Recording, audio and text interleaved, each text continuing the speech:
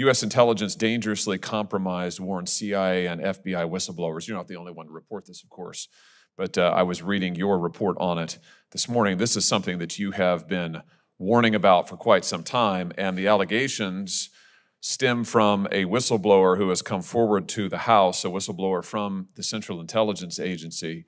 I have the letter, the relevant letter here from the House Oversight Committee. The whistleblower alleges that a CIA team was paid to change its assessment of the origins of COVID-19. Do I have that broadly correct? Is that your understanding of the report? Yes. This is obviously a bombshell report, deeply, deeply troubling. I'm glad that the House is going to look into it. We should look into it.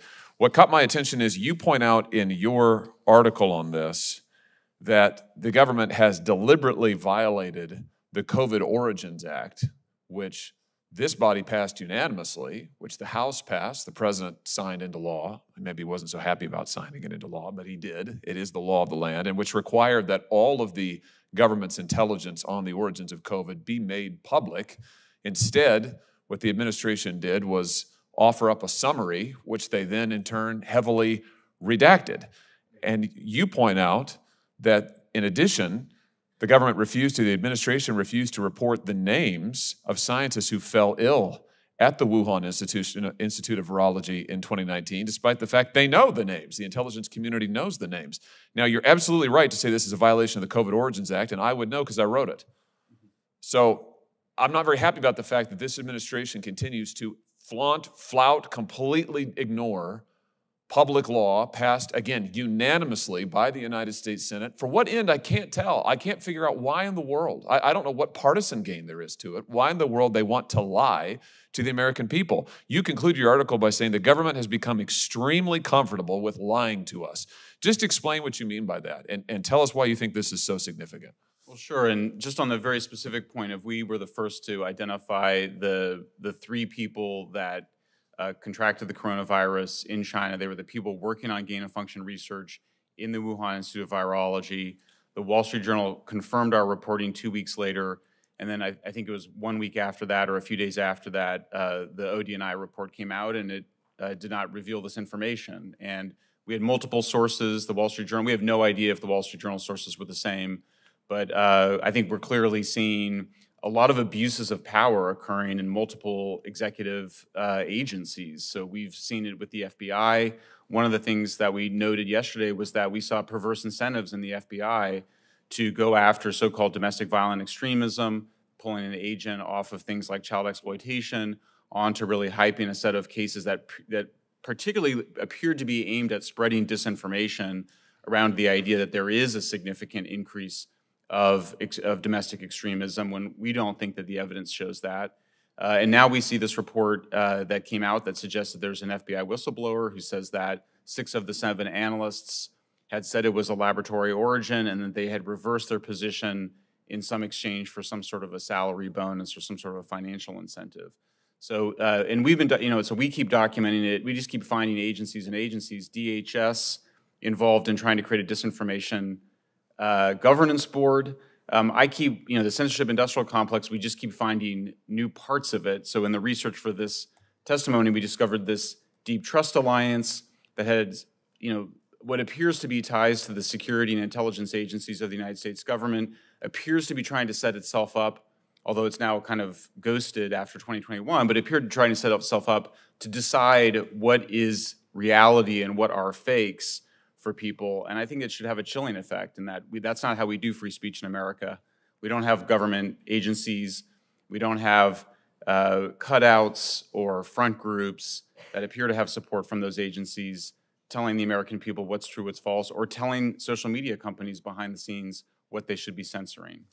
And just to that last point, we now know, thanks to the case Missouri versus Biden, that that's exactly what this administration, from the White House to the FBI to the State Department to the CDC to CISA, have all been meeting with the social media companies for years now, giving them direct commands about what to censor and take down, naming specific accounts and specific speech they want suppressed, threatening the social media platforms if they don't do it, and remarkably, and I'm quoting the court here, the Fifth Circuit Court of Appeals, and there's a huge evidentiary record. Everybody can go, don't take my word for it, go read the record. It's all on the record from the district court. What the Fifth Circuit said is, remarkably, the social media platforms all complied.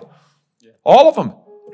They all agreed to be tools of the United States government and to censor what they were ordered to censor, to suppress the speech they were ordered to suppress.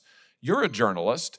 Tell us about the threat to the First Amendment. And by the way, just for the record, I think it's important to establish, the Federal Court of Appeals said directly, in no uncertain terms, this was a clear violation of the United States Constitution. The First Amendment does not allow the federal government to use private companies to censor when they wouldn't be able to do it themselves. And that's exactly what this administration has done. Tell us as a journalist the threat to free speech, to freedom of the press from this kind of collusion between a very powerful government trying to hijack every media company it can get its hands on. Well, sure. I mean, if you just start on the issue of the COVID vaccine, for example, public interest advocates spent a very long time trying to get requiring the pharmaceutical companies to list the side effects of their drugs in their advertisements. Here we saw a situation where people were sharing information about the side effects of the vaccine on Facebook and other social media platforms, and the White House demanding that it be taken down, Facebook complying, acknowledging that it was often true information. We also saw that Facebook's own internal research showed that actually it increases vaccine hesitancy when you censor those stories, that people, if they want to be comfortable with a new drug, they need to be able to talk it out a bit. So Facebook told the White House that actually it would backfire. The White House insisted. Facebook caved in because, according to the Facebook executive Nick Clegg, he said, well, we've got this other business that we need to do with the White House, which is the data flows, meaning we need the White House to help us negotiate with the Europeans to bring our data back to the United States.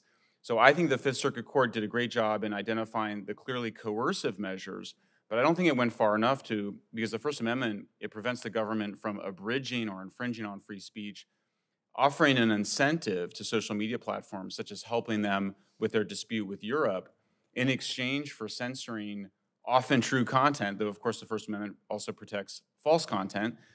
I think it's a very chilling effect. I think it's very disturbing. Anybody that cares about holding powerful entities to account should be disturbed by what we saw take place on Facebook, on Twitter, and you know, I think we just have to remind ourselves. And what disturbs me when I hear sort of the conversation around AI coming into it, sort of with the beginner mind, I hear a lot of talk about how to protect the public from harm. We have to protect the public from harm. What people are saying is that we need to censor speech, censor certain voices, censor disfavored voices because of this idea that it will cause real-world harm. This is a well-documented phenomenon that psychologists have measured where over decades, people have just grossly expanded their definition of things that cause harm.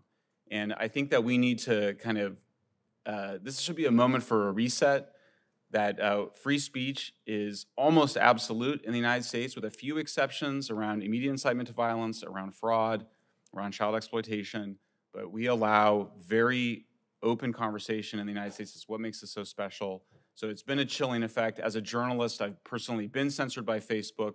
I think the platforms are out of control. Thank you, Mr. Schellenberg. Thank you, Mr. Chairman.